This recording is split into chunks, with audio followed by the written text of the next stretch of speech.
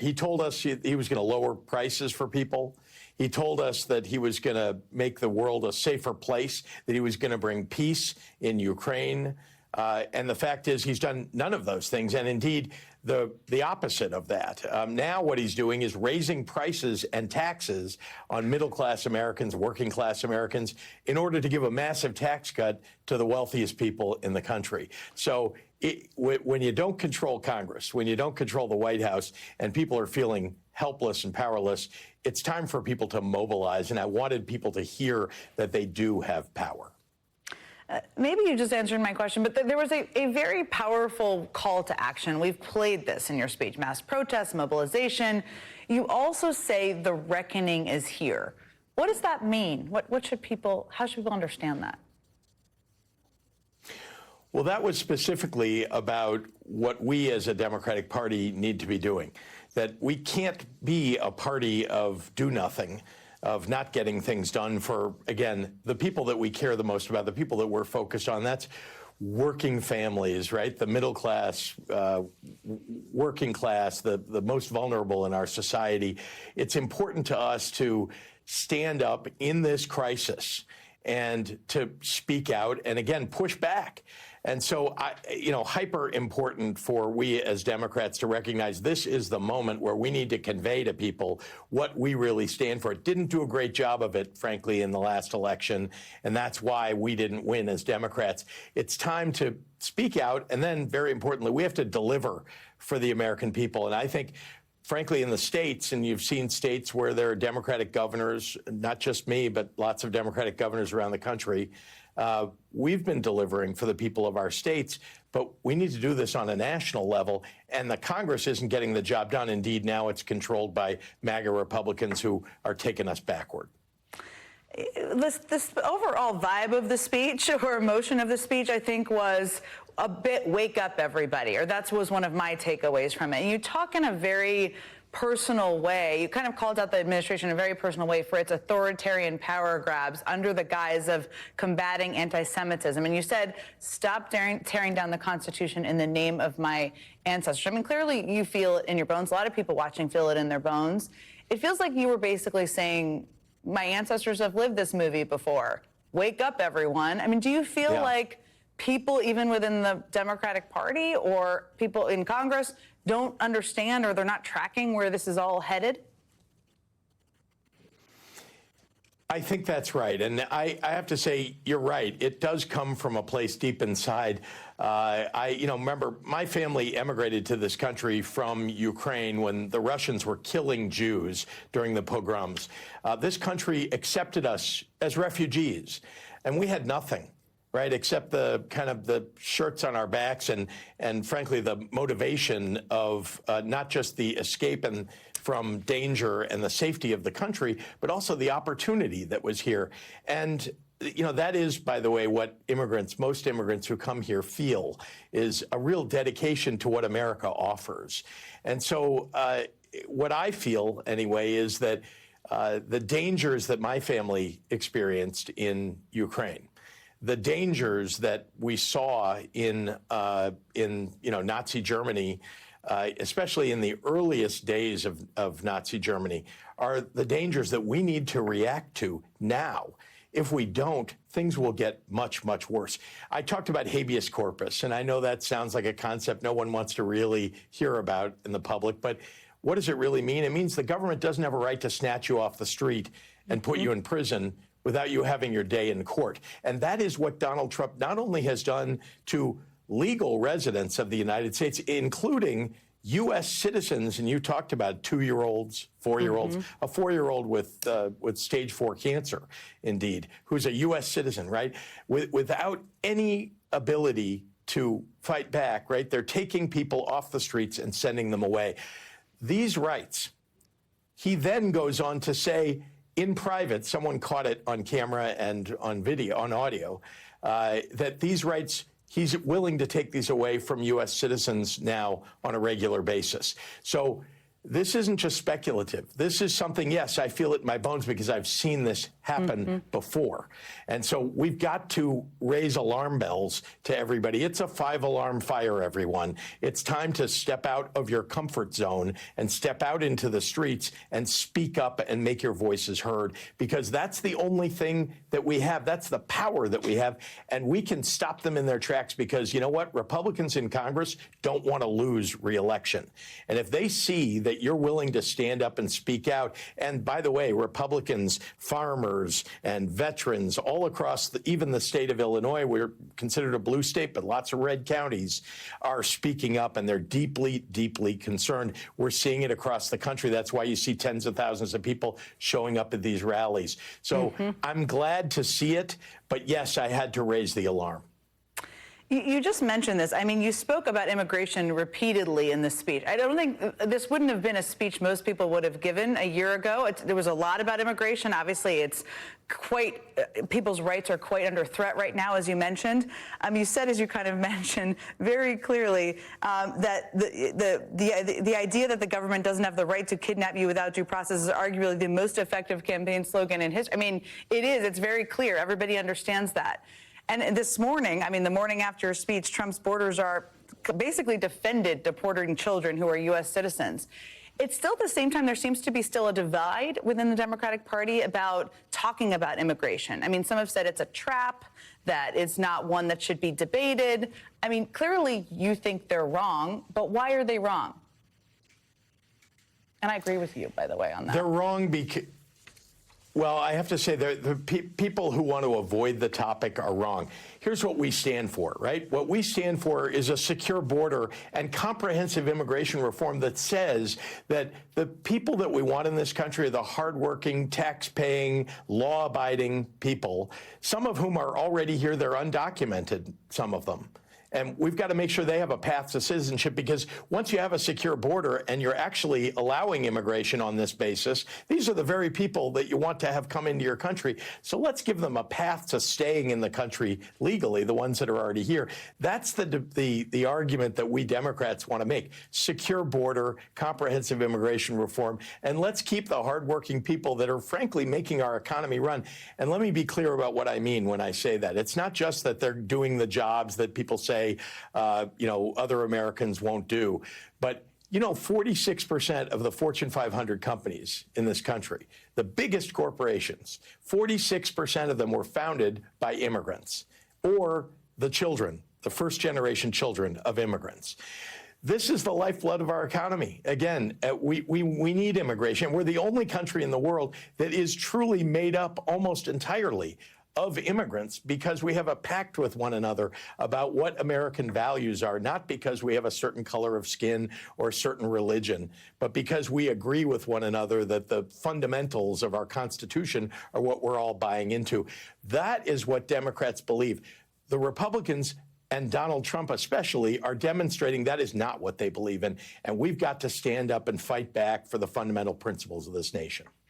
I'd also add that the massive overreach and the immoral and illegal actions people don't like, we've consistently seen that in the polls in these individual cases. There's so much more to ask you about. We haven't even dug into the Democratic Party and where it needs to go. You had a lot of things to say about that. We're going to sneak in a very quick break. Governor Pritzker is going to stick around, and we'll be right back. Where does the time go? Where does the time go? Until this week, my dad did not know where he was from. I'm African American. I want to know where I come from. It means the world to share ancestry with my dad. So in Nigeria, that's where it all started. So they've broken it down by regions, by journeys, and by parent. Man, this is deep. And it adds more complexity to our lives, too. It adds more color. My pops is my fuel, my family, and my community. This is my way of saying thank you to him. I'm into comedy. I'm also into flambanging. What I'm not into is heartburn. That's why I take Voquezna. Here in Keenan's stomach, Voquezna can kick some acid and relieve heartburn related to non-erosive GERD. Voquezna is the first and only FDA-approved treatment of its kind.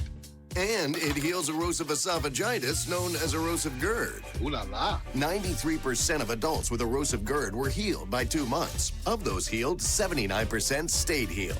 Plus, Voquezna can provide heartburn-free days and nights. Other serious stomach conditions may exist. Don't take if allergic to Voquezna or while on rilpivirine. Serious allergic reactions include trouble breathing, rash, itching, and swelling of face, lips, tongue, or throat. Serious side effects may include kidney problems, intestinal infection, fractures, life-threatening skin reactions, low B12 or magnesium levels, and stomach growths. Tell your doctor about your medical conditions, medications, and if you have diarrhea, persistent stomach pain or fever, decreased or bloody urine, seizures, dizziness, irregular heartbeat, jitteriness, chills, shortness of breath, muscle aches or weakness, spasms of hands, feet, or voice. Voquezna can help kick some acid, and so can you. Ask your doctor about Voquezna. Here's to getting better with age. Here's to beating these two every Thursday. Help fuel today with Boost High Protein. Complete nutrition you need and the flavor you love. So here's to now. Now available Boost Max. I was tired of being told no to my dreams. But Shopify made it easy. You said in part, quote, "What I find ironic about the current conversation surrounding our party is that the voices flocking to podcasts and cable news shows to admonish fellow Democrats for not caring enough about the struggles of working families are the same ones who, when it comes to relieving the struggles of real people, have been timid, not bold." This strikes me as, but you tell me, of course, that you're saying it's not just a messaging issue. There are messaging issues. It's a bold policy issue. It's a boldness issue. And by the way, I think these are constructive debates to have because you need to have them to figure out the path moving forward. But it's more than messaging, right? It's policy and other things, or what do you mean by that? It is. Let me give you an example. Our current federal minimum wage is $7.25. That's $14,000 a year if you work a full-time job. Now, the $7.25 minimum wage came from the 2000 aughts, right? I mean, almost 15, 17 years ago. We haven't raised the minimum wage since then. We Democrats, we believe that people ought to be able to earn a decent living, right? A living wage. And $7.25 is not a decent wage. Almost every Democrat that you'll talk to agrees on that. Why have we not fought to raise the minimum wage? I mean, why have we not made it a central focus of campaigns for Democrats? And what do Republicans believe, by the way? If you want to know the contrast here, Republicans, if you ask them, almost all of them think that we shouldn't raise the minimum wage, and some large portion of them think we shouldn't have a minimum wage at all. Now, think about that. So why haven't we Democrats made that a central focus? Because we're talking about a whole lot of people in the country who make minimum wage. Now, I'm giving that as an example of we Democrats want to fight for working class people, and yet we haven't been able to get that done. Even when we had majorities in the Congress and we had the presidency, we didn't get it done. Why not? Because we need to be bold, and we're not being bold enough. And by the way, we believe in universal health care. I think every Democrat believes everybody ought to have a doctor, everybody ought to have health care. And most Republicans don't think that everybody deserves to have health care. They think it is a privilege, not a right. And so that's a huge contrast. Why have we not fought to get that? And Barack Obama got a lot done, but we haven't nearly covered everybody, and we haven't done a good enough job of even covering the people that have the Affordable Care Act. So these are things that I think we need to stand up and speak out about. PBMs, pharmaceutical companies, we have not been bold enough to take them on. And yet we Democrats know that the bulk of us believe that we must do that. Hasn't been done. So there's a contrast between people who want to get these things done, some of us getting it done at the state level, and people who are, I don't know, sitting around and saying, well, I couldn't get it done. I couldn't get a majority to get it done. No, fight, fight, fight for these things. Don't leave the chamber until people listen to you about it.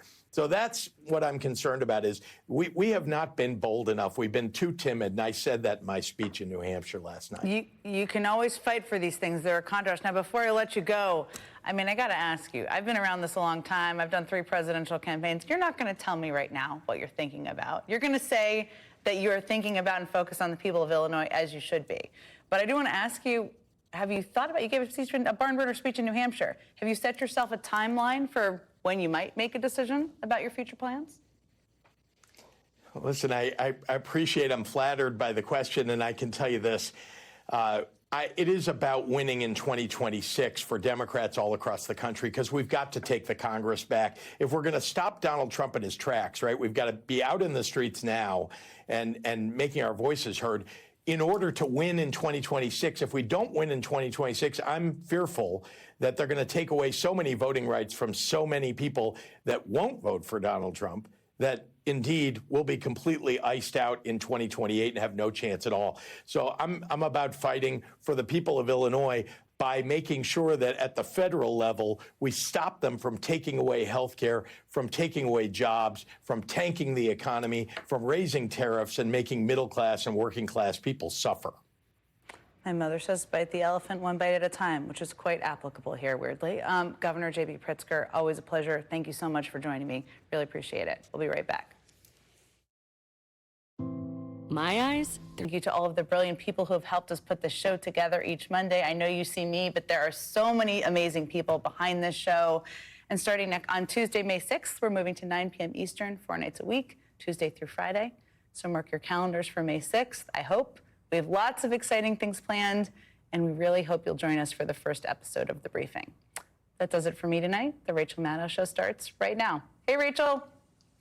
Jen, how are you feeling about the whole thing? I, myself, am very, very, very excited. How are you feeling about it? I'm feeling great. You're day 98, so thank you for your service to all of us. And one of the things I just wanted to thank you for, and we will continue, there's only one Rachel Maddow, it's you, but you have shined a light on all of the activism and grassroots movements and people out there who are having their voice heard. We're going to keep doing that in lots of ways. People like Governor Pritzker, people that you've never heard of, protests, all sorts of things, and you've been such an inspiration, so thank you. Oh, well, thank you. Thank you for saying that. I mean, we've been covering it just because I'm super interested in it, but it has been one of the most interesting and sort of salient dynamics of these first 100 days is the crescendo of that movement as it started small and then grew in this steady and sustainable way, spreading all over the country, getting bigger and bigger and bigger. And I think it's one of the most important things going on in the country. You're seeing it now reflected in so much that's happening in Washington-centric politics. And yeah, I can't wait to see what you do with 9 p.m., Jen. I am looking forward to it with bated breath. Thank you. All right. Thanks, my friend. And thanks to you at home for joining us this hour. Really happy to have you. Different. It steps over that line, and that line between the military and civilian government is one of the most important safeguards that we have for personal liberty and for democracy. Because, you know, as Joseph and I said in our piece, an army turned inward can very quickly become an instrument of tyranny, and we have seen that in countries all over the world. So this is very different from what we have seen before, and it is an attempt to get around the Posse Comitatus Act, which ordinarily requires Congress to authorize these types of activities anywhere in the country. Liza Goitein, Senior Director of the Brennan Center's Liberty and National Security Program. This is a story that we are just starting to cover. This will not be the last time that we cover it. We'd love to have you back to talk more about it as we learn more. Thank you very much. Thank you. All right, we'll be right back. Stay with us. At Fisher Investments, we may look like other money managers, but we're different. You can't be that different. We are. We have a team of specialists not only in investing, but also in financial and estate planning and more. Your clients rely on you for all that? Yes, and as a fiduciary, we always put their interests first. But you still sell commission-based products, right? No, we have a simple management fee. Your story is his failure and the American public rejecting him wholesale. Yeah, and according to the polls, they really see it. They're not confused about what he has failed at. Yeah, the American public don't think it's all gang members who are being snatched off the street. The American public don't think tariffs are good for our economy. Like the stuff that they're saying, nobody's buying it. And it's not just disapproving of Trump and disapproving of Elon Musk. It's every single issue you ask about, everything from crime and immigration to economic policy to foreign policy to education policy to literally every single thing you poll on, even the stuff he thought would be popular, like going going after international students and all the other crazy deportation stuff he's doing. People hate all of it. People love due process more than they like anything else that he is doing by a margin of like 40, 50, 60, 70%. Mm-hmm.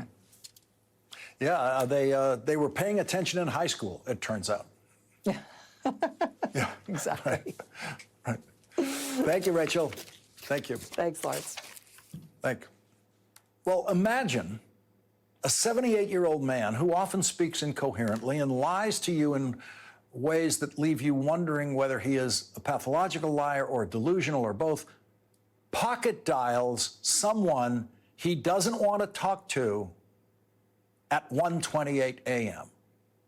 And then imagine that same 78-year-old man is angrily braying at the world at 5:24 a.m., claiming people have committed crimes that do not exist, and coming up with a name for those people committing the crimes that don't exist, using words that have never been joined together and make absolutely no sense, calling them, quote, negative criminals.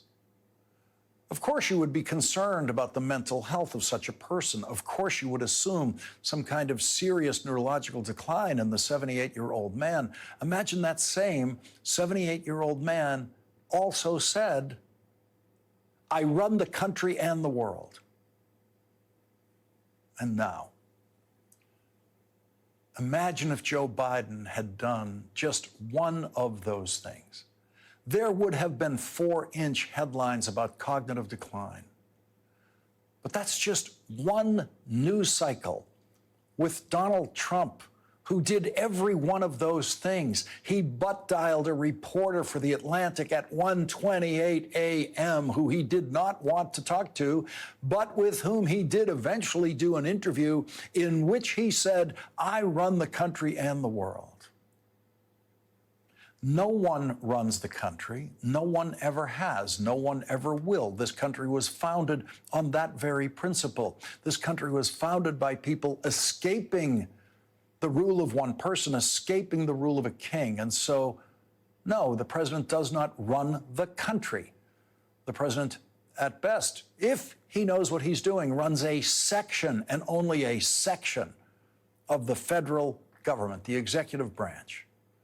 The President of the United States has absolutely nothing to do with thousands upon thousands of state laws that exist in this country and city laws and all of the different state tax rates that exist in this country. People have tried to run the world, people like Adolf Hitler, but no one ever has. And so, no, Donald Trump does not run the country and the world. And it sounds fully delusional when he says it in an interview with The Atlantic, which now carries that line as the title of the piece. I run the country and the world. Some Republicans have tried to justify that delusional declaration by invoking the concept of the President of the United States as the leader of the free world. That is a cliche that I have never personally indulged in, but it really is just a cliche, and it's never actually been true.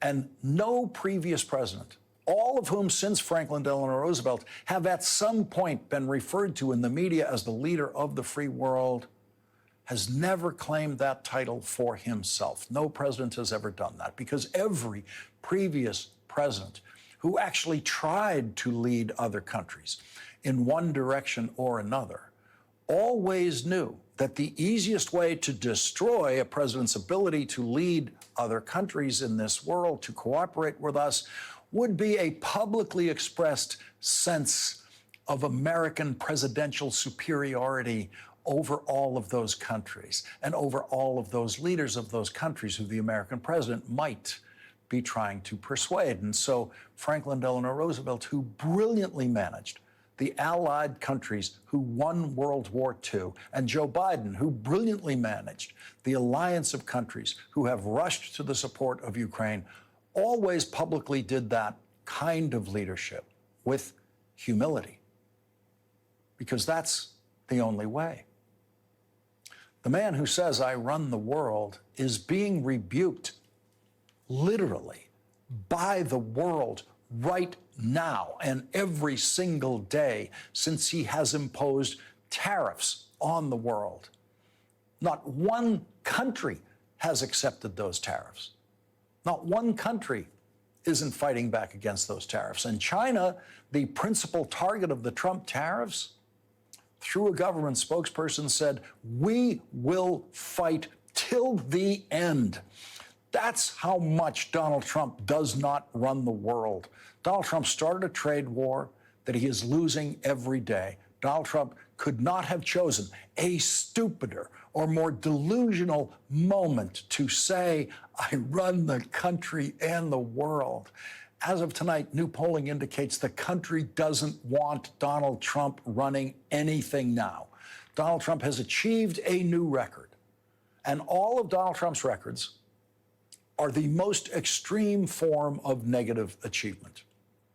A new Washington Post poll awards a record to Donald Trump, reporting that Donald Trump's job approval rating is, quote, lower than for any past president at the 100-day mark in their first or second terms.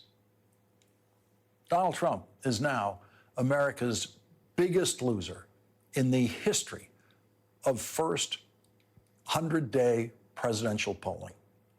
55% say they disapprove of how Donald Trump is handling his job, and only 39% approve. Donald Trump won 49% of the vote in the last election, but he couldn't come close to that now. The only comfort for Donald Trump in this week's new round of polling is that the richest person in the world polls just slightly worse than Donald Trump. 57% disapprove of what Elon Musk is doing, with just 35% approving. Americans think that the Trump-invented so-called Department of Government Efficiency, allegedly run by Elon Musk, isn't finding waste or fraud in government. 56% say that waste has either stayed the same or has increased, compared to 43% who think it has decreased. And 68% say that fraud has either stayed the same or has increased. Donald Trump, speaking of fraud, is the first president of the United States to try to hustle private business ventures from the White House and do it publicly, auctioning off for money that he can put in his pocket, not for campaign contributions, dinners at the White House, creating